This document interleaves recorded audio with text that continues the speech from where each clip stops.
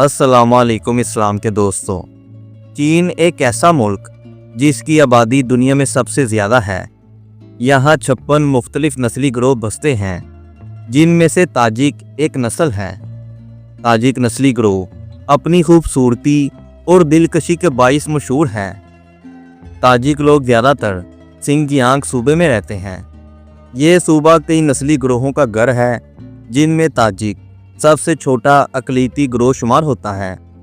ये ज़्यादातर ताशकुर खान नामी शहर में आबाद है, जो सतह समंदर से 3090 मीटर बुलंद है और बराह रास्त अफ़गानिस्तान और तजाकिस्तान के साथ जुड़ा हुआ है, जबकि किर्गिस्तान और पाकिस्तान की सरहदों के करीब वाक़या है। ताशकुर खान का मतलब है पत्थरों का किला, और ये किला कदीम सिल्क रोड पर एक अहम मरकज़ रहा। सदियों पहले जब ताजिर काफ़िलों के साथ चीन, वस्ती एशिया, ईरान और अरब दुनिया के दरमियान सफ़र करते थे, तो ये इलाका उनके लिए एक अहम गुज़रगाह था।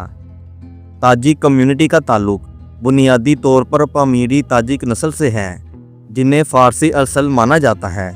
इनके आबाओ-अजदाद बदख्शां और पामीर के पहाड़ी इलाकों से यहाँ आकर बसे थे। इनके अंदर फ़ारसी तहज़ीब की झलक भी नज़र आती है और इस्लामी इक़्तिदार की रोशनी भी।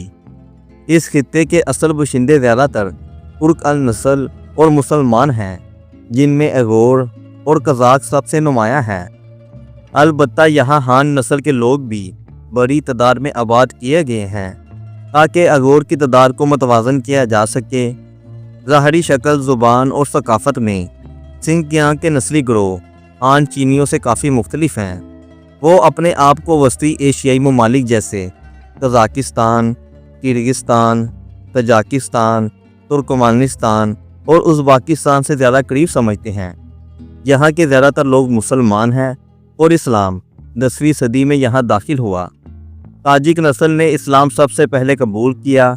आज इनकी तादाद तकरीबन 33,000 है, जो सिंजियांग की 2 करोड़ से ज़ायद आबादी के मुकाबले में बहुत कम है। यहाँ के ताजिक लोग बज़ाहिर एशियाई नस्ल से कम और कफकास नस्ल से ज़्यादा मुशाबे नज़र आते हैं। इनकी जिल्द अमूमन गोरी, आंखें बड़ी और बाज़-औक़ात नीली या सब्ज़ भी होती हैं, जबकि बाल सीधे और हल्के रंग के होते हैं। यही वजह है कि ताजिक औरतों की खूबसूरती अक्सर मॉडल्स और मिस मुकाबले जीतने वाली हसीनाओं से कम नहीं समझी जाती। मर्द भी इसी तरह पुरकशिश और जाज़िबे नज़र होते हैं। ताजिक ज़ुबान बुनियादी तौर पर तजाकिस्तान से मुंसलिक है, मगर चीन के ताजिक लोग एगोरी, किर्गिज़ी और मैंडेरियन ज़ुबान भी जानते हैं। ताजिक मुसलमानों की ज़िंदगियाँ सख्त माहौल में बसर होती हैं। इनके गांव ज़्यादातर बुलंदो बाला पहाड़ों के दरमियान वाक़या हैं, जहां मौसम शदीद ठंडा और हवा साफ़ होती है। घरों की तमीर मुकामी पत्थरों और लकड़ी से की जाती है, ताकि सर्दी से बचाव हो। इनके मकानात अमूमन 1 मंजिला या 2 मंजिला होते हैं। छतों को फ्लैट रखा जाता है, ताकि बर्फ़ ज़्यादा न ठहर सके। घरों के अंदर रवायती कलीन और दस्तकारी की चीज़ें होती हैं, जो इनकी सकाफ़त की नुमाइंदगी करती हैं। इस्लाम से कबल इनके आबाओ-अजदाद मुख्तलिफ मज़ाहिब और कुदरत परस्ती के अकायद रखते थे। वो ख़ास तौर पर उकाब को मुक़द्दस मानते थे, इसीलिए इनका मशहूर उकाब रक्स भी इनके अकीदे से जुड़ा हुआ है। लेकिन आज वो ज़्यादातर सुन्नी मुसलमान हैं, जबकि एक छोटा गिरोह शिया भी पाया जाता है। शादी ब्याह के मामले में ताजिक रवायात मुनफरिद हैं। यहाँ की औरतों को गैर ताजिक मर्दों से शादी की इजाज़त नहीं, लेकिन मर्द गैर ताजिक औरत से शादी कर सकता है, और शादी को ज़िंदगी में एक बार का मुक़द्दस बंधन समझा जाता है और तलाक को मयूब तस्वर किया जाता है। करीबी रिश्तेदारों में शादी आम बात है, और यहाँ के रवाज के मुताबिक शौहर बीवी से बड़ा होना चाहिए।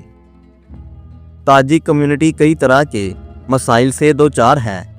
जोग्राफियाई दूरी और मुश्किल रास्ते, तालीम और सेहत की सहूलतों की कमी, अपनी ज़ुबान और सकाफ़त को बचाने का चैलेंज, जदीद दुनिया के साथ कदम मिलाकर चलने की जद्दोजहद। चाइना की हुकूमत ने हालिया बरसों में इन इलाकों में तालीमी अदारे कायम किए हैं, और अब ताजिक बच्चे चीनी और मुकामी ज़ुबान दोनों में تعلیم حاصل کرتے ہیں۔ اگرچہ ان کے لیے اپنی مذہبی تعلیم کا حصول مشکل ہے، لیکن پھر بھی والدین بچوں کو قرآن اور اسلام کی بنیادی تعلیم دینا نہیں بھولتے۔ جدید ٹیکنالوجی اور انٹرنیٹ نے بھی ان کی طرز زندگی میں تبدیلی لائی ہے۔ نوجوان اب موبائل فون اور سوشل میڈیا استعمال کرتے ہیں۔ کچھ نوجوان بڑے شہروں کی طرف ہجرت بھی کر رہے ہیں، لیکن گاؤں کی اکثریت آج بھی اپنی روایتی زندگی پر قائم ہے۔ اگرچہ یہ خطہ سرحدی ہے، لیکن تاجک مسلمانوں کی زندگی پرامن اور خوشگوار گزرتی ہے۔